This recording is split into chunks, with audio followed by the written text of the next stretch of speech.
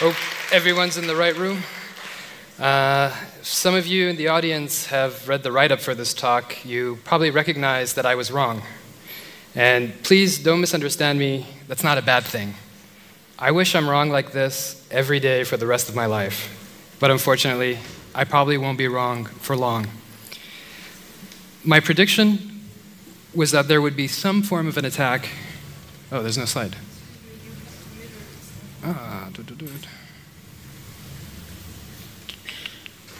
Sorry.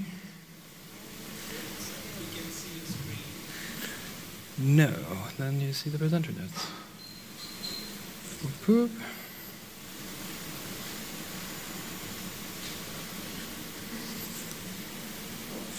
You do not see the slides, okay.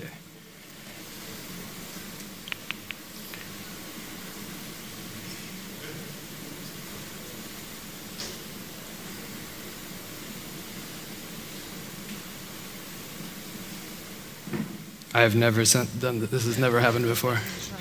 Yeah. Here, let's try this. No.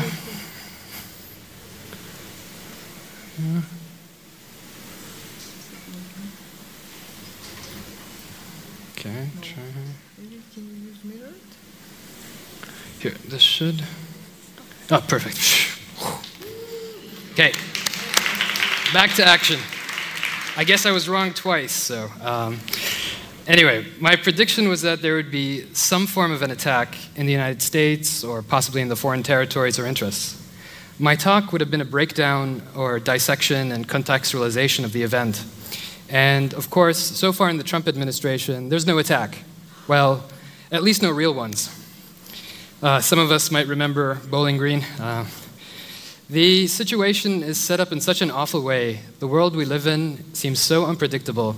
I'm sure many of you feel it, and that we recognize that even the smallest event could be truly explosive on a planetary scale. Just to tell you a little bit about myself, I've been studying this topic, radical Islamic thought, and governmental reactions to political radicalism for about 15 years now. I've done fieldwork and know some of the most influential figures, policymakers, and thinkers in this domain. I've had lunch with Osama bin Laden's secretary from the 80s and 90s, but I've also studied with everyone from Madeleine Albright to Slavoj Žižek. I like to joke that I'm 1 degree of separation from Obama and Osama. But most of the people who I think are even more important to understanding what will happen after the next attack are not household names. These are diplomats, financiers, military figures, lawyers, politicians, and activists, mostly operating in the Arab world. These can be people whose job description on their business card may not actually fit what they really do in real life. I talked to several people at various lengths, told them about this talk and how I came short, and promised that they would remain anonymous. I asked what they thought would happen with one constant being Donald Trump, which is not quite the right constant. Today, we'll have a curated mental exercise to think about what will happen when the unthinkable happens. I will start with background information, then delve into some pretty grim scenarios, and end with prospects in a post-Trump future. I want to start out very basic here. The first question that comes to mind, of course, is what is an attack? And this is not as obvious as it may seem. An attack, from one point of view, can come in 2 rather distinct forms. What I mean here is something very specific and comes from the intelligence community lingo. And they come in 2 forms. The lone wolf attack is conceived, planned, and executed largely within one consciousness. It's one guy, almost 100% of these kinds of attacks are committed by males, decides that the world is in crisis, and it's his mission to do something violent. This is the Fort Hood shooting, this is the truck attack in Nice, and even here in the Christmas market in Berlin. And even in my opinion, this is the Boston Marathon shootings and bombing and what happened in San Bernardino. The basic idea here is that whatever contact they had with the external world, it was of minimal importance to the execution of the attack. The chat room discussion, that kind of YouTube recruitment video that they had in their browser history, even if they got a little bit of help from someone, that's actually insignificant because the attack would have happened regardless of that. It is more than one piece of data that explains a person. One pixel does not represent a complete image. In my opinion, lone wolf attacks are best studied within the context of mental health, psychology, psychiatric imbalance, family history, rather than in the context of larger schemata like geopolitics, economics, religion, ideology, or whatever. The 2016 Orlando shooting at the LGBT club Pulse is the example of this par excellence. The shooter clearly had problems, but the existential status of the global jihad was not one of them. Remember, the most successful lone wolves are actually white guys, like the Oklahoma City bomber, Timothy McVeigh, and more recently James Holmes, the Dark Knight Aurora shooter. On the other side, the network attack, all the different nodes are important for the planning, execution, and even understanding of the attack. These connections color our understanding of what happened and why it happened. And these connections don't even have to be true, as in the case with Saddam Hussein and 9/11. The worst kind of connections is when someone links Sunni extremists, for instance, like in Iran and Hezbollah to Al-Qaeda. This is nonsense, because the Shia and Sunni conflict right now is more or less absolute, unless you come from a non-religious perspective. But there is also nonsense from the other side. For example, when Muslims connect Russia with the United States, that actually may be happening now, but I want to get you to the idea that when things are complicated, they need closer and closer analysis. A network is aware an attack can happen in a way that normal people who are outside the network don't. And the reasons for this are complicated. Networks can be linked because of shared values or interests, or a shared hostility towards a target. Within that shared hostility, the term agitator means those people who welcome or even encourage an attack, with everyone from religious figures giving sermons to relatives, friends, strangers on the street or on the internet, anyone who encourages some kind of action. Enablers are more linked to the attack because their support was critical for the execution of the attack. Though agitators can be enablers by providing financial or logistical support, some enablers may simply be helping the attack for other reasons, such as to make money.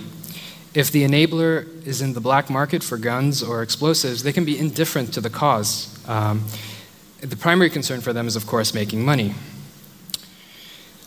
Last but definitely not least, you have the fighters who execute the attack. And I say fighters and not terrorists or jihadis. I don't even like the word combatant because that would include some agitators, though not certain enablers. I think we need a simpler term for those guys who are committing the violence, and fighters fits the bill on an analytical level. Fighters supported by a network is why the attacks in Paris, for instance in the Bataclan, was significantly different from the attack in the nightclub in Orlando.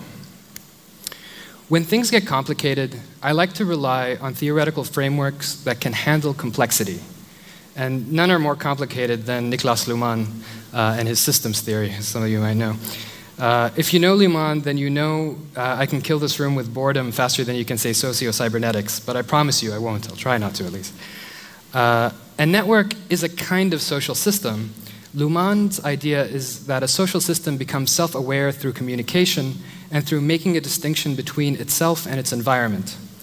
If the same message is communicated over and over again, that distinction becomes stronger and stronger. What I want you to imagine is how Muslims are thinking of themselves and their environment with the rise of Trump and other hyper-nationalist movements. And I want you to think of Trump himself as a reality television star. Some of Luhmann's most important work revolves around the idea of the reality of the mass media, how things are made real by repetition and distribution. For Luhmann, the number of copies of a piece of media, the number of times it gets duplicated is important, even if not all the pieces are consumed. So say if a trashy newspaper is printed in large enough numbers, even if it isn't read, the fact that there are 1 million copies circulating matters to the construction of reality. So all those copies of Bild or Sun or those newspapers you don't actually read, they influence the world around you in a significant way.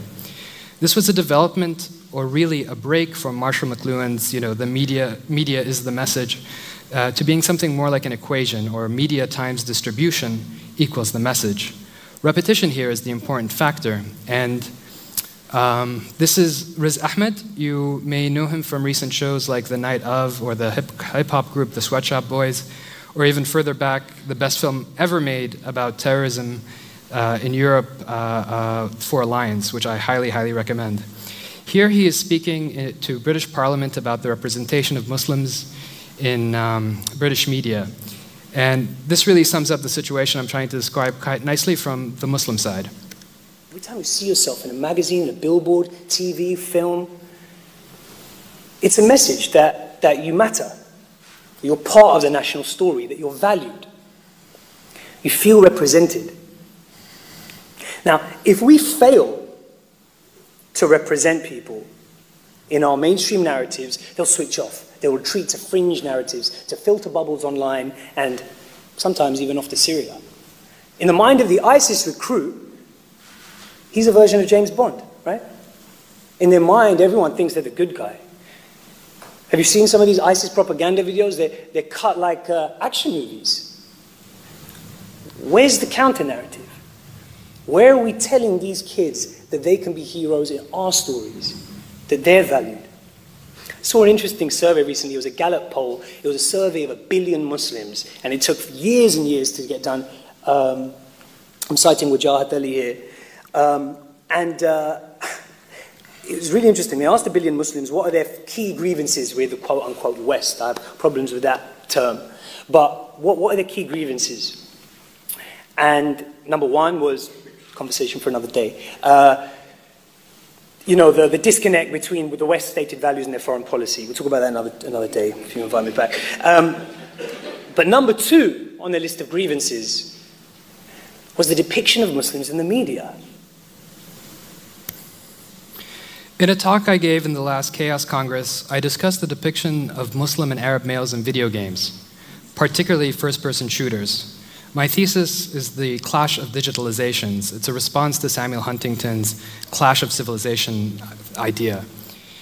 It is about the danger of when people start interpreting things in this kind of black and white, when we repeat the message over and over again in all forms of media. Both sides do this, not just the West. This is light versus darkness. This is in Arabic, nur versus jahiliyyah. This is the kind of discourse that gets us nowhere closer to the truth of the conflict. It is quite literally what fuels the fire. For me, this begs the question, what is civilization? Is it the ability to invade 2/3 of the world? No, it isn't. Civilization is the ability to bring peace and prosperity to the world that it had not seen before. The forces that drive us away from this vision of progress are diverse, and they are riddled by misunderstanding, greed, and above all, ignorance, which to me is the real meaning of barbarism. It's the real jahiliyyah. The crazy situation we find ourselves in definitely sees the world in negative terms. The thinking goes, if the Muslim world can't get civilized, then populist, racist, political movements in the US and Europe will gain power over the military and force them into submission. A domestic attack is the perfect reason to do so. Virtually the first thing the Trump administration did when it came into power was enforce the Muslim ban to travel into the United States. I feel with an attack, this kind of policy will increase tremendously. Even today, the banning of laptops and tablets on flights from the Gulf are an obvious example of racism disguising itself as protective paranoia. Comparing the two presidencies, of course, is difficult because they have such radically different personalities. If the Obama doctrine can be summarized, it is, don't do stupid shit. Both presidents inherited significant conflicts and infrastructure to handle those conflicts. The intelligence-military symbiosis had definite ideas about how to wage the war with mass surveillance and expansive wars. What Obama chose to do is only to succumb to those targets that were pushed upon him that maximized return in terms of gains. Unfortunately, this largely backfired. This is Ayman al-Awlaki, an American imam who was killed in a drone strike in Yemen, and is now the leading figure of jihad on YouTube after he's dead. He's the kind of the theorist of the lone wolf attacks in jihadi thought, because he himself went through a lot of surveillance. His basic message, for one, is that if you don't that you don't trust anyone. If you want to go on a suicide mission, you just go ahead and do it. Don't tell anyone ahead of time. Thus, it was a clear factor. He was an influence to the Fort Hood shooter who actually tried to contact him, and also the couple from San Bernardino. He's a figure that would normally be condemned by mainstream Muslims, except he was killed by a drone strike without trial. The first US citizen on record since the American Civil War, along with his son, who was also killed during Obama's time, and his daughter, who was killed in the first Special Forces mission ordered by Donald Trump. This is the very definition of doing stupid shit. And the fact that there was no trial or major public inquiry into the matter is a massive, sore insult to the Muslim community around the world. This over here is Erik Prince. The picture he is showing is what he does for a living. Some of you might know the name Blackwater. That's the company he founded and then renamed many times. Prince is the son of a billionaire. He's also an ex-Navy SEAL, one of the most elite special operation units in the US military. If the American presidency is a kind of Game of Thrones, then Erik Prince is Jaime Lannister. Like Jaime, Erik Prince served multiple reigns, but of course they have a favorite, his House Lannister. His family donated millions to the Trump campaign, and his sister is Betsy DeVos, the current education secretary. It's funny, sisters are kind of a touchy subject in the Game of Thrones show as well. Touchy-feely, maybe.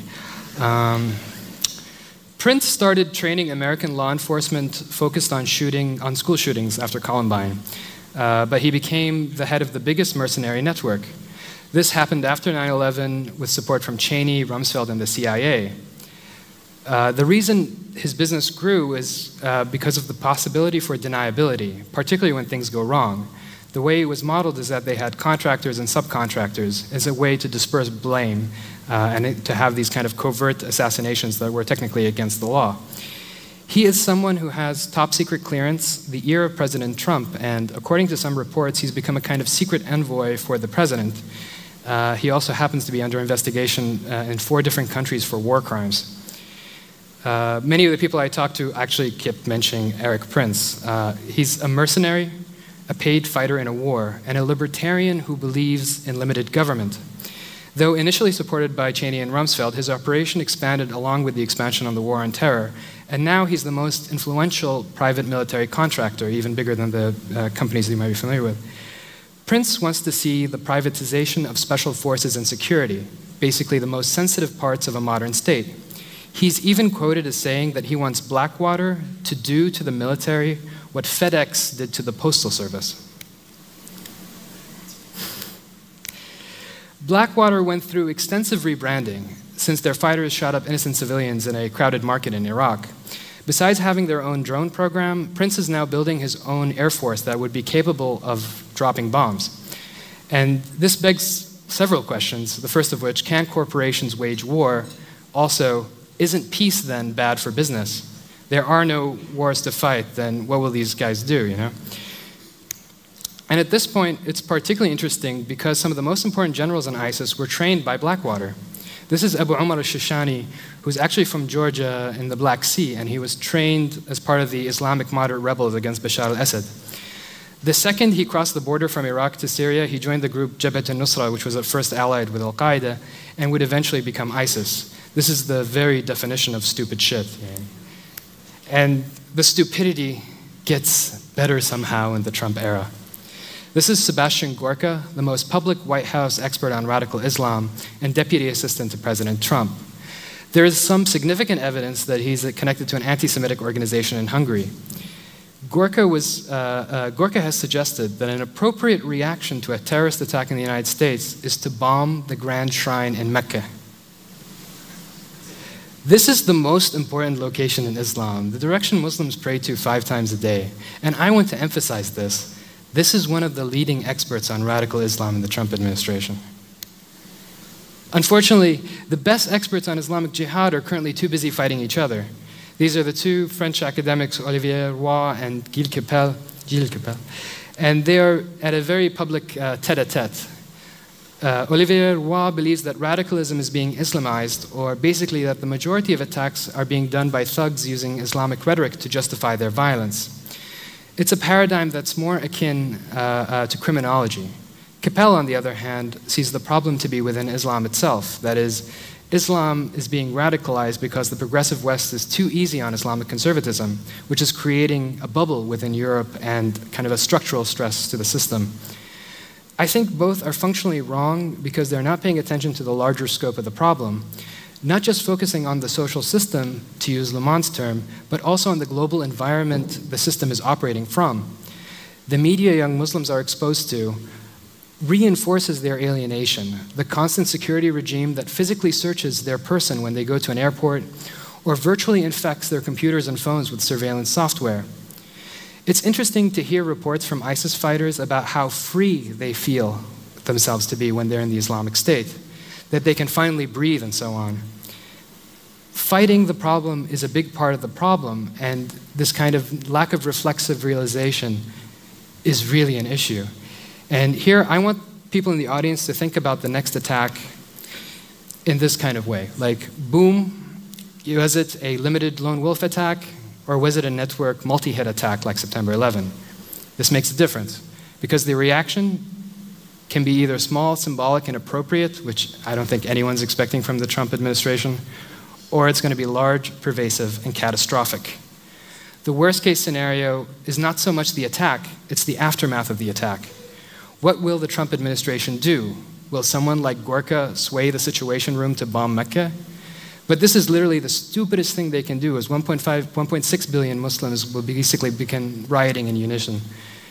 But let's think about the second stupidest thing, which is repeating the George W. Bush formula of invading another country. As Frank Rieger, the spokesman for the Chaos Computer Club, recently discussed, the price of oil may be the major factor in the future conflict between the US and the rest of the world. And he spoke in the context of North Korea, Russia, and China, but it's equally true for the Middle East. Currently, there is a proxy war between Iran and Saudi Arabia and Yemen. And a lot of the predictions I'm hearing is that Yemen, even more so than Syria, is the prime candidate for America's next intervention in the Middle East. The reason being should be obvious from this picture, because if you stop the vessels going through the Suez Canal, almost half the world's oil goes through this route and much of the world's trade. And if you think this sounds crazy, consider that President Trump's first foreign trip is to Saudi Arabia. I know he's known for being unpredictable, but this kind of Abrahamic religions tour, Saudi, Israel, Vatican, I don't think it's just silly symbolism, and other people agree that the Western economy right now is thriving because of the low price of oil. The top 10 countries with proven oil reserves, 6 are Muslim-majority countries. 2 of them are Venezuela and Russia. So in the case of an all-out war, America has to rely on its own oil in Canada, which is shale and now mostly fracking, so it's pretty expensive. And one of the scenarios that was largely discussed was that the sovereign wealth funds of the oil-rich states would de-invest from the United States. And the Gulf economies are also the top investors in the current economic order. Of the largest public funds, 5 through 7 are from oil-rich states, and also 14, sorry, Qatar. Most of the investment is in the United States and in Western Europe. If these Muslim countries feel threatened by the idiocy, by the privatization of the conflict along their borders, many of them I've spoken to, kept going through the scenario of de-investing from the West, even at a loss, as a form of influencing policy. The big worry is that something like the Islamic State is here to stay in the Iraq-Syria region. No matter how the war is waged, the most alienated Muslims in the world will find themselves there. And this presents a fear for neighboring states. Most of the financial support to their kind of neighboring existential threat is coming from their own subjects. These regimes are paying for stability, and if they don't get their money's worth, they'll have to find other sources of stability. Right now, the opposition sheikhs of Twitter, this strategy would completely satisfy the Islamic opposition in the Gulf. I know there's this image of radical Muslims in the Gulf kind of financially supporting ISIS, but the trend isn't that clear. This was true from 2011 to 2015. They now see ISIS and Daesh as a Western plot to make their movement look bad. They discuss the prevalence of recent converts, their access to Western weapon systems, and they really split hairs with them on doctrinal issues like the caliphate. After all, after the fall of the Brotherhood in Egypt, they kind of are rightfully pessimistic about the democratization of the Middle East. For them, violence done in the name of Islam is not Islamic. It is rather a symptom of the problems in the Arab world after the so-called Arab Spring. Figures like Hakim al-Mtayri, who is usually sympathetic to radical Islamic liberation movements, calls Daesh counter-revolutionaries. Another sheikh called Hamid al-Ali says he regrets raising millions to the Syrian opposition without knowing more about their views. When they see the allegations of Trump colluding with Putin, their reaction is, we've been saying this all along. Erik Prince now actually has a residence in Abu Dhabi, where he's in close contact with the Crown Prince, and apparently China is now a big investor in his security business. But is it really a security business, or merely a business focused on keeping a state of perpetual war and low oil prices? It's okay to be wrong about forecasting the future. It's not okay as members of civilized societies to suspend our most closely held values because of contingency, or more officially phrased, the state of emergency. This clearly will not end in the next 4 years, but what we will see is the most ridiculous expressions of emergency law. We're already seeing it. And hence, if you work in security, if you work in the legal, political, bureaucratic, or military fields, don't focus on the emergency as much as you should focus on the situation or the person at hand, the person in front of you, and how to get them through this without making the situation worse, without increasing the alienation. That's an intelligent way to get through the next 4 years, and then maybe we can support a realistic candidate that can genuinely be a conduit for peace. Activists need to keep this in mind when they decide on how to support a candidate, if they care about the future of peace. And sorry, I'm not that optimistic about Jared Kushner and Ivanka Trump kind of solving the Middle East issue right now, so neither should you. I truly believe in the long term that the path to peace will take a form of a Truth and Reconciliation Commission, analyzing and ending once and for all the war on terror. It will be global in scope, and the truth part will start on accurate figures on the number of casualties sustained in the Muslim world during the war on terror. The reconciliation should take the form of financial and logistical compensation for the death and destruction that was already inflicted. Currently, the war in Afghanistan has cost more in today's dollar than the Marshall Plan did to rebuild Europe after World War II. The Marshall Plan infused cash to 16 European countries that have far more complicated economies in 1945 than Afghanistan is today. This kind of war, where Marines carry duffel bags full of cash to warlords to appease them and to secure their flimsy alliance to the United States, has only added more fuel to the fire. And today, Afghanistan is one of the most corrupt countries on the planet. This is clearly not the values of the West broadly defined. You guys stopped fighting each other after World War II, but you need to stop fighting your others. You make choices with the media you consume as well as the media you condone. When you see a show that depicts young Muslim men as de facto terrorists, you need to reject that show as racist and to be repulsed by it as if you saw an anti-Semitic show or a show that's racist towards black people. This repulsion needs to come from the same source as your fear about a terrorist attack, because they are connected. People like Trump, people like Marine Le Pen, thankfully, Geert Wilders, maybe their time is up, but they still have time to kind of cause significant damage.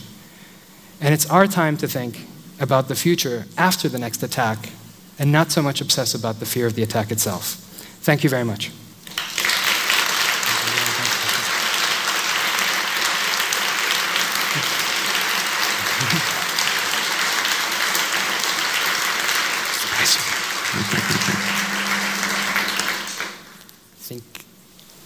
Going to jump up here.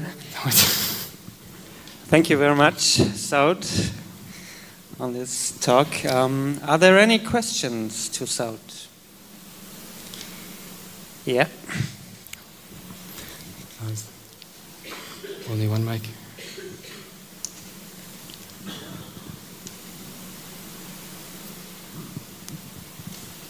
Hello, so I've never heard of the sovereign wealth fund, so excuse my ignorance, but at one point you said that oil-rich countries will stop investing in it because they invest in it because they value security around their neighbors. So my question is, isn't Saudi Arabia, for example, also funding ISIS or some other group in that war, in that region? This is kind of a misunderstanding that they did fund, in the beginning of the Arab Spring, anything that was anti-Bashar al-Assad. The proxy war that was actually happening in Iraq was kind of a different free-ranging conflict where they were more interested in the safety of Sunnis living in Iraq. And this wasn't small sums of money, but it also wasn't a continuous check, and it didn't seem to have come with influence that wasn't kind of superficial. So them declaring the caliphate very much goes against the official Saudi regime's view of itself and view of the world. The idea that in the past that they funded ISIS, that will they fund it in the future, and currently it's not looking that way at all. It's looking like it's almost now an autonomous unit that can self-sustain by selling oil in the black market, for instance. The idea that they are ideologically aligned is actually misinformed. I don't think that Saudi Arabia wants to have an Islamic State because they're nervous that it would expand to Saudi Arabia naturally. And here you have to make a distinction between, say, the Saudi people or the Saudi regime. And of course, you're talking about very large groups. And there is a small percentage in Saudi Arabia, in the Gulf, that do support ISIS, but I think those numbers are actually comparable to what you have in Europe, more or less. That the actual Saudi regime, like the Minister of Defense, probably wants ISIS to go away more than anyone else. But yeah. Hope that answers your question. We are to your right, Saud, and there's another question. Hi, so my question is more about social media. So we know that ISIS and other radicalist groups recruit from there, but we also know that the right-wing nationalists live on Twitter and are very happy there. So in terms of curbing that using technological measures, so we can detect racism and we can detect right-wing rhetorics and Islamic rhetorics, how do you think those kind of tools should work without really centering the freedom of speech and taking that into account? So my point of view about it is that freedom of speech is a central human right value that I don't necessarily, in my own work, kind of negotiate with. The way I look at the problem is actually more aggregate social feelings, as it were, at the other end. And I think the true origins of these negative feelings is feelings of being disgraced, of being at a disadvantage, of being alienated. And it, like the Riz Ahmed quote, like the idea that when they see heroes in ISIS that they feel sympathetico to the cause, and maybe even the alt-right, like the 4chans and whatever, when they see Donald Trump and everyone's against them, it gives them this sense of group feeling. And I'm more interested in how to diffuse those feelings, and I think that governments have a lot of agency to actually do this. And instead of spending trillions on military infrastructure, they should maybe spend it on infrastructure, or projects to keep the Muslim world kind of afloat, in a kind of in the model of the Marshall Plan. That instead of repeating the World War I and World War II, they were like, you know what, let's keep the Germans busy to build their autobahns and other things. And I think a similar thing has to happen in the Arab world, and a real kind of honest reflection and income redistribution. And this might be actually some imams who are kind of in a weird way, pro-Trump because he's the accelerationist candidate. They want their own regimes to realize that maybe the United States isn't the best ally to have, and that this will eventually kind of say, hey, maybe we need to invest in other things other than the United States. Yeah. I don't look forward to an internet that's censored, and I hope it doesn't, but I think there are other experts here that actually do this specific thing, so hope that answers. Thank you very much for this really great and interesting talk. You mentioned the Marshall Plan, and that something needs to be part of a truth and reconciliation process. A thought that I find very interesting. A key element for the Marshall Plan, at least in Western Europe, was that money went into functioning or starting to function democracies. So the money was not spent in non-democratic society, at least in Western Europe. So what's the connection with your idea of a Marshall Fund 2.0 and democratization in the Middle East? I hate to say this because I think it should be self-evident that we have the technology to have even a more advanced system than the Marshall Plan. So, for instance, one of the largest backers for Transparency International is actually Kuwait, which has a lot of corruption. But there are, in a sense, local civic society organizations that are really, really pissed off at the duffel bags full of cash exchanging hands. And that if we actually had a system where we tracked dollar by dollar where things are going and how they're being spent, that this could be, in a way, better administrated than the Marshall Plan, say. It's kind of heartbreaking that instead of that, they give it to Blackwater, who gives it to 100 mercenaries, who gives it to another, like that. The idea is that this isn't helping. This is actually part of the problem. And we need to, in a sense, be convinced of our own rhetoric, which I think is really a problem of the democratization narrative after the Arab Spring, that people didn't think that Cairo or Egypt would be ready for democracy, and that we didn't give the Morsi experiment the chance to play itself out, which maybe now, in retrospect, was a bad idea. Yeah, hope that answers your question. Hello, thank you very much for your talk. I like this idea of clash of digitalizations much. It's a very nice word to remember. I have just one question. You talk about alienation from people living in the US or in the West, Muslim population, but what about the people from Tunisia or Saudi Arabia? So a lot of them are going to the Daesh, and they are not the poorest one. So how you can explain this fact? Tunisia is actually a super interesting case because it's actually, of the Arab recruits, some statistics say that Tunisians are the most, and Tunisians have been involved in a lot of the terrorist attacks also in Europe, in the Bataclan and so forth. And the Arab Spring also started in Tunisia with the self-immolation. But it's one of those things that is understudied, that to understand why it's going on in Tunisia. And part of the reason, from my point of view, is because a big part of the Palestinian refugee community lives in Tunisia, that this is actually kind of a factor that they see the injustice very much firsthand. And the Palestinians in Tunisia are integrating in a way that they're not in other places. So I think this is also shows you how the Israeli-Palestinian crisis is still kind of one of the strong fissure points. And to understand it in the context of the 21st century is actually really complicated. But yeah, Tunisia is a point of conflict both in the Middle East and in Europe, and we need to understand it. We simply don't. Yeah. It's kind of a non-answer. Hi. You pointed out, I think quite correctly, that one of the major problems with this whole issue is the representation and the perception of young Muslims in Western society. And I was wondering what your reaction was when, for example, when the travel ban first came down, and when the immediate response in the US was, you had protesters shutting down major airports and, basically saying, we're not having any of that. And, the courts then saying, no, we actually can't do this, President, or not.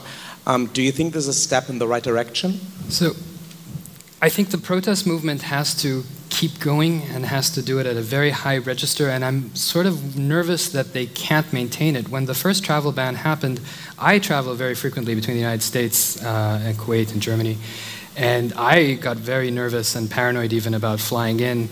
And thankfully, I didn't have any problems, but the first time I flew in, I felt there was a lot of attention from my friends on the other side, but then after the second or third time, my friends were like, hey, we don't need to pick you up from the airport anymore. And this is actually like, when you put your guard down, this might be when it's most dangerous, as it were. Especially me, because I do these public talks that sometimes get attention.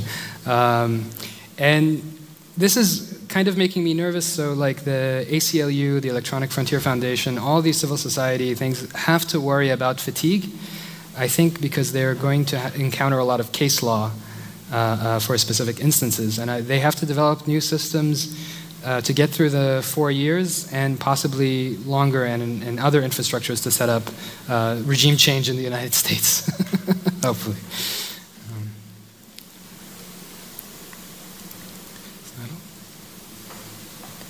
Thank you very much. I didn't see. Oh, yeah, there's another question. We still have some time left, so. And I think it's a topic worth investigating. So that was you, right? Hello. So my question is, why did you name your whole presentation the terrorism in the Trump era? Like, what is going to be so specific what is Trump going to do so interesting that he deserves your attention if there is a terrorist attack in the United States? Compare this to the times of Obama or Hillary Clinton if she was chosen. I think the major thing is the potential for overreaction, especially because he's surrounded himself with military generals that will, in a way, the distribution of the American military system is that there's a civilian branch and a military branch, but now ex-generals are in charge of the civilian branch. So they're very, in a way, oriented towards making missions and doing things that are on an active level rather than, say, diplomacy or thinking about longer-term repercussions. And it shows you, like, my impression or the read of the White House was that the Awlaki case file was very much pushed in Obama's face until he actually authorized it. And it's clear that they wanted to finish it off when Trump became into power and Awlaki's daughter died right after that. I think the Trump era will be more trigger happy in these kind of limited attacks that the same system that Obama set up.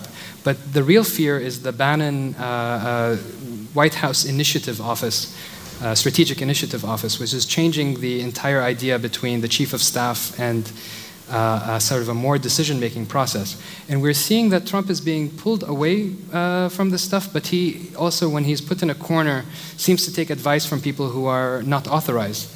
And this figures like Erik Prince is someone you should maybe focus more about, that it's going to be hyper-privatized. And there's going to be a lot of deniability over, like, no, America didn't do anything. These were some company or whatever.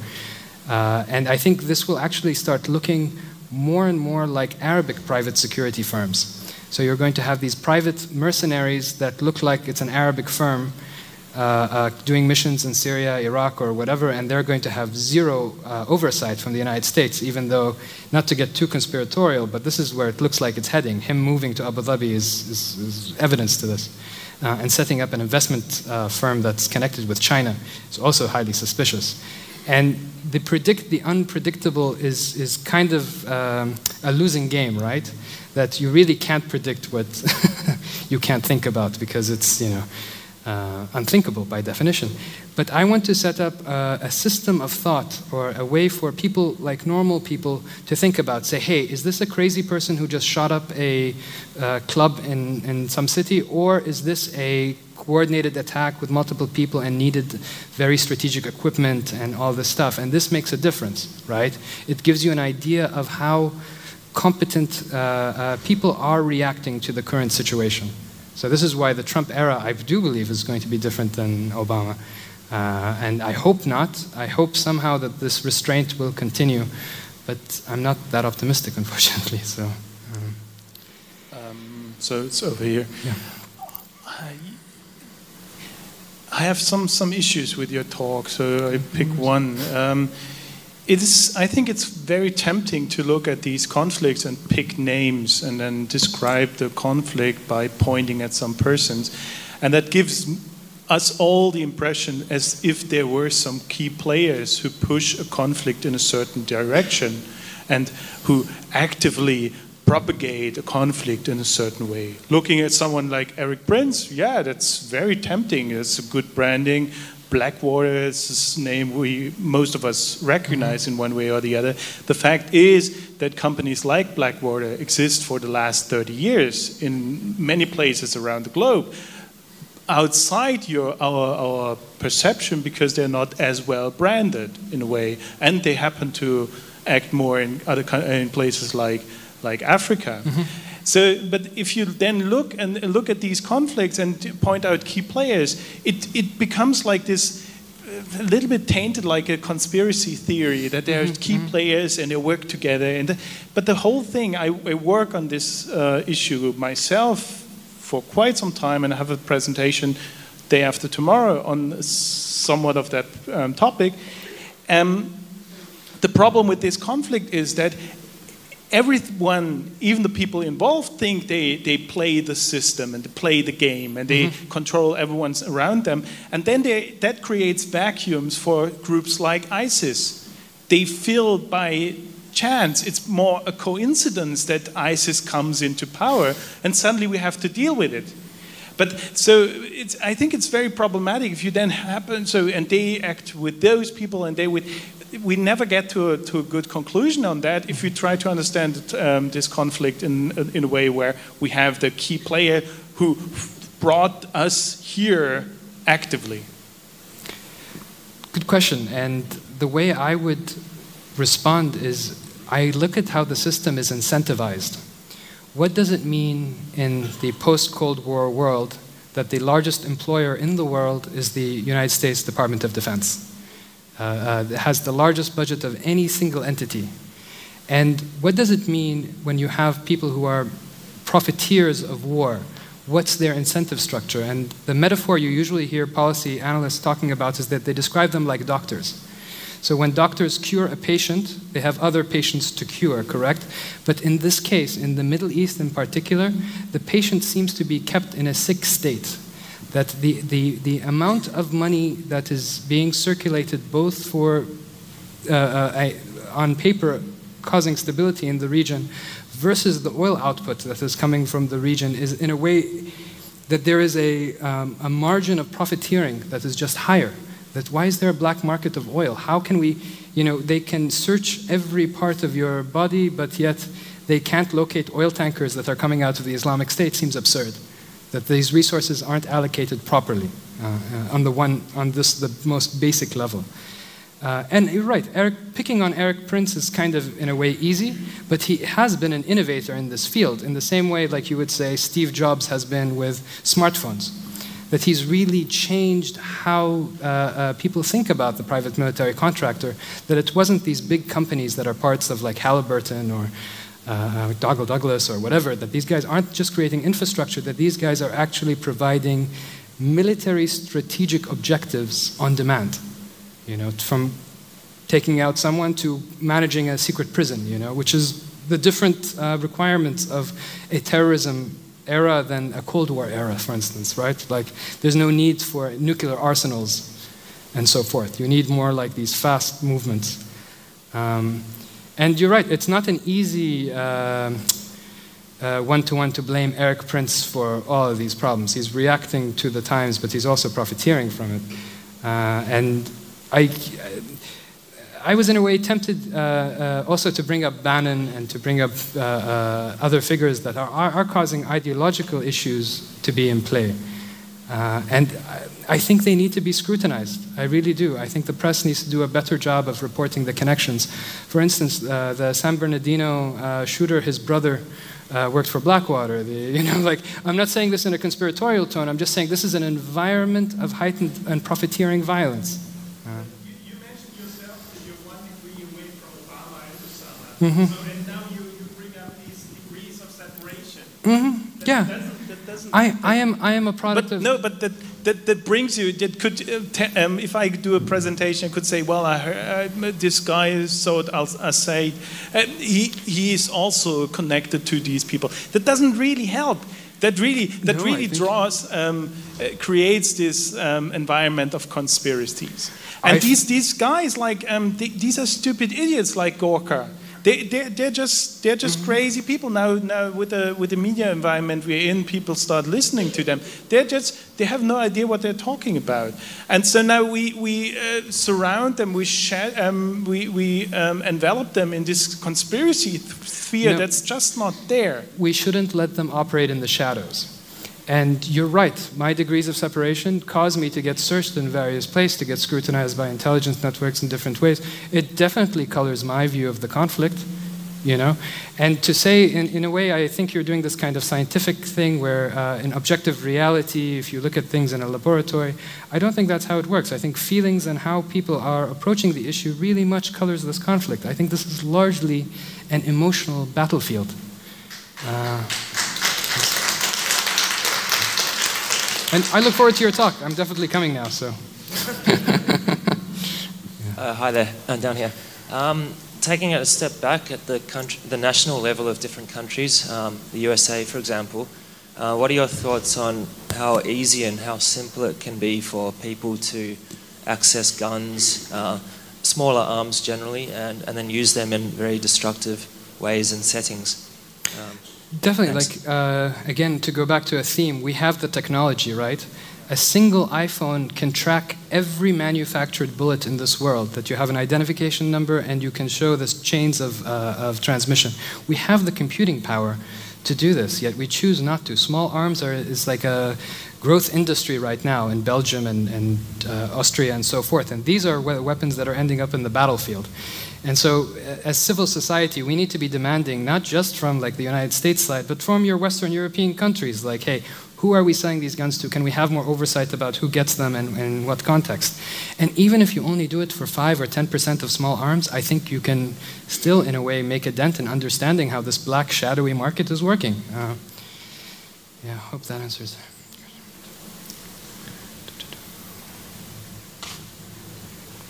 There's still hands. Okay, good. Okay. Thank you very much. Hey, thank you Saud all so Al-Zaid. much for staying. Wow.